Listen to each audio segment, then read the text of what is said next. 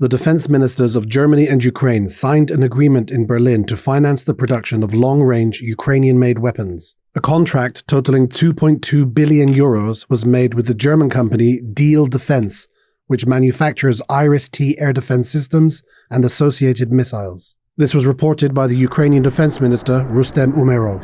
On his Telegram page, he also announced a new 5 billion euro military aid package approved by the German Bundestag. It includes the supply of air defense systems, ammunition, small arms, medical equipment, and funding for infrastructure maintenance of the Ukrainian armed forces. A proposal to hold the second round of ceasefire negotiations with Ukraine in Istanbul on June 2nd was announced by the Russian Foreign Minister Sergei Lavrov. This was reported by TASS Media on May 28. According to Lavrov, Russia has prepared a memorandum detailing its position on what it calls the root causes of its full-scale war against Ukraine. He stated that a Russian delegation led by Vladimir Medinsky is ready to present the document to Ukrainian representatives, while a formal ceasefire proposal has not yet been submitted.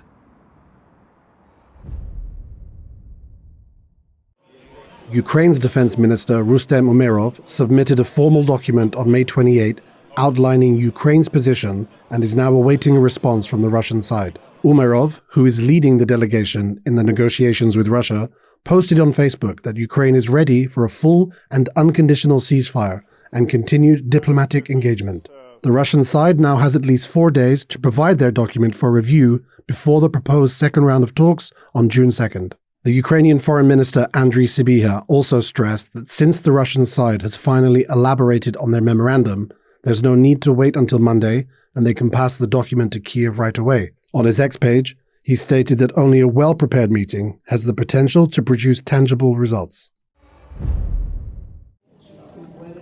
It will take up to 2 weeks to determine whether Russian leader Putin is genuinely committed to ending the war in Ukraine, stated the US President Trump. Speaking to journalists in the Oval Office, Trump said they will find out soon whether the Kremlin leader truly wants peace. We're going to find out whether or not he's tapping us along or not. And if he is, we'll respond a little bit differently, but it'll take about a week and a half, 2 weeks. We have Mr. Witkoff is here, who's doing a phenomenal job, is dealing with them very strongly right now. They seem to want to do something, but until the document is signed, I can't tell you. Nobody can. I can say this, that I'm very disappointed at what happened a couple of nights now where people were killed in the middle of what you would call a negotiation. Trump also stated that he's ready to take part in the negotiations between Zelensky and Putin if necessary. But at this point, we're working on President Putin, and we'll see where we are. I think we're doing fine, but we'll see. I don't like what's happening. That's one thing I'll say. I don't like when I see rockets being shot into cities. That's no good. We're not going to allow it.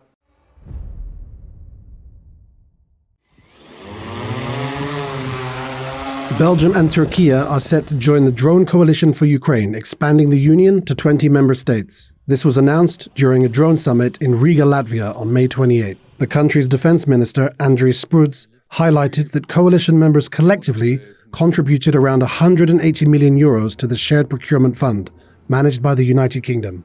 New allies that join will help enable the coalition to provide Ukraine with the much-needed support in its fight against the aggressor, said Spruds. Since its inception in February 2024, the drone coalition has provided significant support to Ukraine, with 1.8 billion euros in 2024 and projections of 2.75 billion euros for this year. 2 men, aged 33 and 46, were killed in Berislav, Kherson region in a Russian drone attack on May 28, reported the head of the regional administration. Since July 2024, nearly 150 civilians have been killed and hundreds more injured as a result of drone attacks on the city of Kherson and 16 nearby settlements in Ukraine-controlled areas. According to the latest report by the UN Independent International Commission of Inquiry on Ukraine, which interviewed 91 people from the affected areas, as well as examined hundreds of videos and texts, Russia's actions represent grave violations of international humanitarian law and international human rights law. 1 person was killed and another injured after Russian troops attacked a residential area in the Bilopilia district of the Sumy region. According to the State Emergency Service, there were several strikes which completely destroyed a private house and damaged nearby buildings.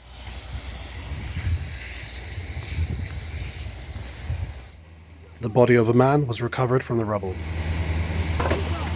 As a result of the Russian attacks, large-scale fires also broke out in several other districts of the region. A civilian infrastructure object as well as a farm were damaged. Ukraine's defense contact group, also known as Ramstein, will meet in Belgium next week. This was reported on the official NATO website. The meeting will be convened on June 4th by the United Kingdom and Germany at the NATO headquarters in Brussels. The meetings were previously chaired by the US. However, since the change in the US presidential administration, the UK's Healey and Germany's Pistorius will now co-lead the group.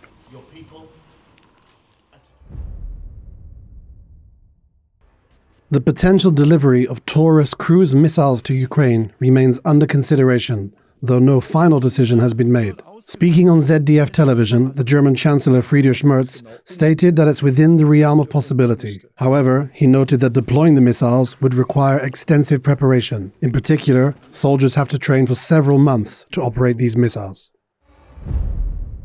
For the first time, Ukraine has used an AI-powered Mothership drone, announced the Minister of Digital Transformation, Mikhailo Fedorov, on Telegram. He explained that the Mothership delivers 2 FPV strike drones at a distance of up to 300 kilometers. They are capable of autonomously detecting and engaging targets ranging from aircraft to air defense systems and critical infrastructure. If the distance is less than 100 kilometers, the drone is returned for further use. According to Fedorov, one mission costs $10,000. Which is 300 to 500 times less than launching a missile.